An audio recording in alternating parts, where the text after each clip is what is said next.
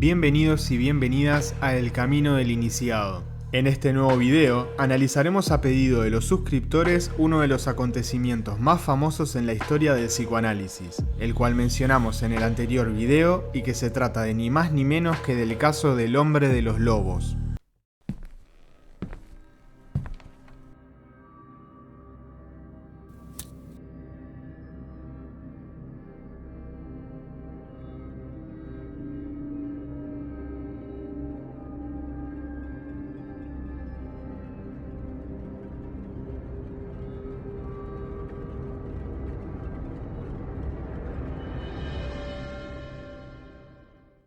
Sergei Konstantinovich Pankejev fue un prestigioso aristócrata ucraniano nacido el 24 de diciembre de 1886. La familia Pankejev era una familia adinerada y privilegiada que residía en San Petersburgo. Sergei había asistido a una escuela primaria en Rusia, pero poco tiempo después de la Revolución Rusa de 1905 pasó un tiempo considerable estudiando en el extranjero. La noche anterior a su cumpleaños número 4, Pankejev soñó que estaba acostado en la cama cuando de repente se abrió la ventana. Al asomarse a la misma, vio a 6 o 7 lobos blancos sentados en un árbol fuera de su dormitorio que lo miraban fijamente a sus ojos. Aterrado por esta experiencia, Sergei se despertó gritando. Varios meses antes de empezar con este sueño, Pankejev había atravesado por una fase traviesa, pero poco después del sueño, esta fue reemplazada por un periodo de intensa ansiedad. Cabe destacar que gran parte de su terapia con Freud estuvo dedicada a desentrañar este particular sueño, cuál era su significado y por qué había producido este sueño un cambio tan dramático en la personalidad de Pankejev. Sergei tenía 23 años cuando en febrero de 1910 comenzó su tratamiento con Sigmund Freud. Cuando Pankejev detalló sus primeros años a Freud, comenzó a surgir la idea de una infancia perturbada. Su familia estaba constituida por aristócratas, vivían en una gran finca en la Rusia anterior a la Revolución, su padre padecía depresión y alcoholismo y su madre graves problemas abdominales. Tenía una difícil relación con su hermana, la cual era 2 años mayor que él, y pasó toda su infancia siendo cuidado por una niñera a la cual Sergei apreciaba mucho. Si hacemos un análisis del árbol genealógico del hombre de los lobos, vamos a descubrir un patrón bastante peculiar. Su padre se suicidó y había sido diagnosticado como maníaco depresivo y hospitalizado por depresión varias veces. De hecho, fue el rival de Freud, el psiquiatra Emil Kraepelin, quien había diagnosticado a su padre como un caso de psicosis maníaco-depresiva. La hermana de Sergei se suicidó cuando tenía poco más de 20 años, su abuela paterna había intentado suicidarse en una depresión posparto y su abuelo paterno era alcohólico con tendencias depresivas. Hasta los 3 años, Pankejev era un niño tranquilo y de buen carácter, tanto así que sus padres decían que debería haber nacido niña y su hermana niño. A partir de los 3 años se volvió irritable y propenso a tener episodios de enojo, comenzó a mostrar una etapa de intensa ansiedad y fobias, seguido por una fase de religiosidad obsesiva. Es en este punto en el cual Pankejev sueña con los lobos en el árbol, empieza a manifestar miedo por los animales y desarrolla la curiosa fantasía de ser devorado por un lobo. Realizaba elaborados rituales de oración y luchaba contra lo que él consideraba pensamientos blasfemos. Para Freud, la clave de estos cambios de comportamiento se alojaba en el sueño de los lobos, ya que fue este sueño el que trajo consigo la primera aparición de sus ansiedades. Pankejev dibujó el sueño para Freud durante uno de sus análisis y en años posteriores pintó varias imágenes más de la escena. La interpretación de este sueño finalmente había revelado los secretos de la infancia de Pankejev y también llevó a Freud a reafirmar su punto de vista. A medida que se desarrollaba el análisis, quedaba claro que este cambio en la personalidad y el comportamiento de Pankejev estaban relacionados con el sueño, y este a su vez con una serie de hechos de su pasado. Siendo niño, su hermana lo había tocado inapropiadamente y poco tiempo después, él trató de repetir este episodio frente a su niñera. Ella lo rechazó inmediatamente, diciéndole que los niños que hacían ese tipo de cosas desarrollaban una herida en ese lugar. Una de las tantas afirmaciones del psicoanálisis es que la sexualidad no es solo un bloque, sino más bien una especie de mosaico formado por diferentes impulsos. Estos impulsos pueden manifestarse de forma pasiva o activa. Por ejemplo, el impulso oral puede estar relacionado con comer o ser comido.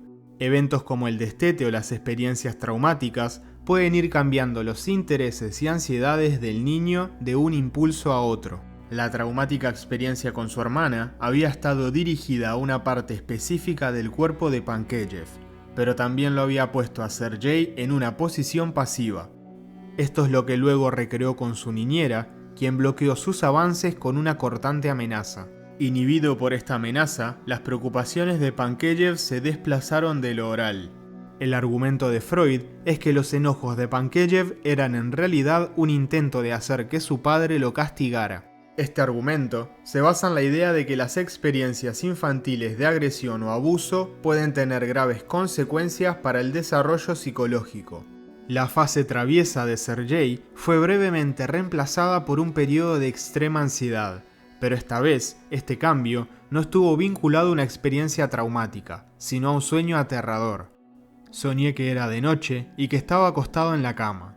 De repente, la ventana se abrió por sí sola y me aterrorizó ver que unos lobos blancos estaban sentados en un gran nogal. Había 6 o 7 de ellos. Los lobos eran bastante blancos, tenían grandes colas y las orejas aguzadas, como perros cuando prestan atención a algo.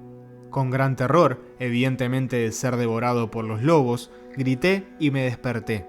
El sueño del hombre de los lobos muestra algunas de las afirmaciones de Freud sobre los sueños, quien los describe como representaciones del cumplimiento de deseos infantiles reprimidos.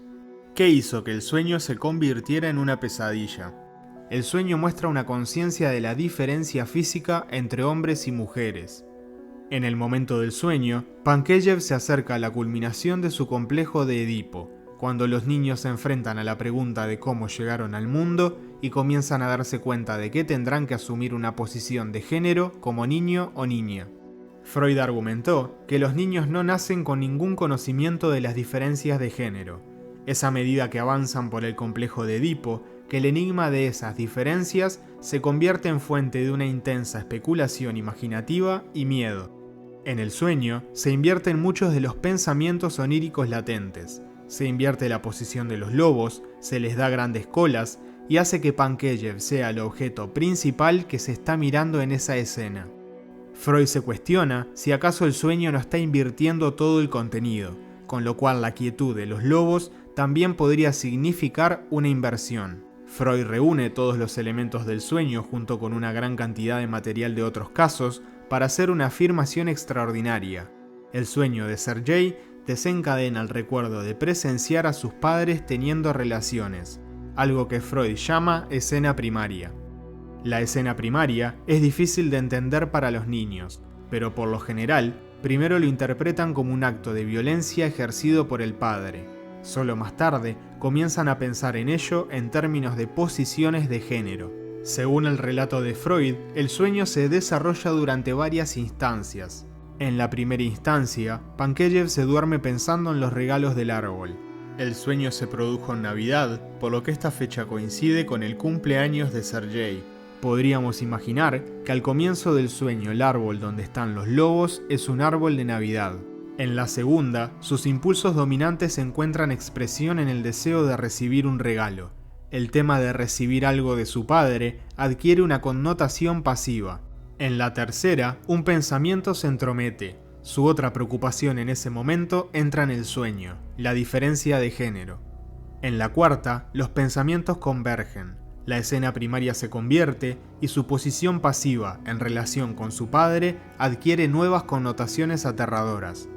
En la quinta, hay un intento de distorsión. El trabajo onírico lucha por hacer inofensiva esta idea angustiosa invirtiendo los elementos de la escena primaria. Deja a los lobos perfectamente quietos y les da enormes colas. Y en la última instancia, el sueño se derrumba. No logra contener la perturbación. Se rompe y se convierte en una pesadilla. y Pankejeff se despierta preso del pánico. La solución de Freud al cambio de carácter de Pankejeff es enteramente freudiana. Si la pasividad de Pankejeff implicaba el deseo de ser castigado por su padre, el descubrimiento de las diferencias de género hizo que se situara en la posición de su madre. Según Freud, Pankejeff había tomado varios recuerdos, observaciones y fragmentos de información y los había reunido en una teoría. Los hombres tienen pene y las mujeres no. Pero su sueño lo enfrentó con algo impensable. Ser la mujer de su padre implicaría una pérdida aterradora en su anatomía. Esta segunda transformación de travieso a ansioso es similar a la primera de tranquilo a travieso, cuando su niñera había hecho la oscura amenaza sobre una herida. Pero en esta transformación, la amenaza es internalizada. Pankejeff se despertó en un estado de intensa ansiedad de castración que durante los siguientes 6 meses se expresó en un registro oral, como el terror de ser devorado por un lobo. Si bien Freud afirmó haber curado a Pankejeff, lo cierto es que unos años después sufrió un delirio psicótico.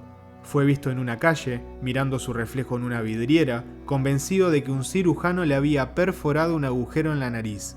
Sus obsesiones por su nariz persistían y su estado de ánimo fluctuaba entre altibajos. Después de 1945, experimentó depresiones periódicas cada pocos años, alternando con periodos de euforia e hiperactividad. Por lo tanto, está claro que el hombre de los lobos no se curó con el análisis de Freud. En todo caso, es posible que haya empeorado. Más adelante, Sergei cuestionó a Freud y dijo que le molestaba haberse convertido en una obra maestra del psicoanálisis.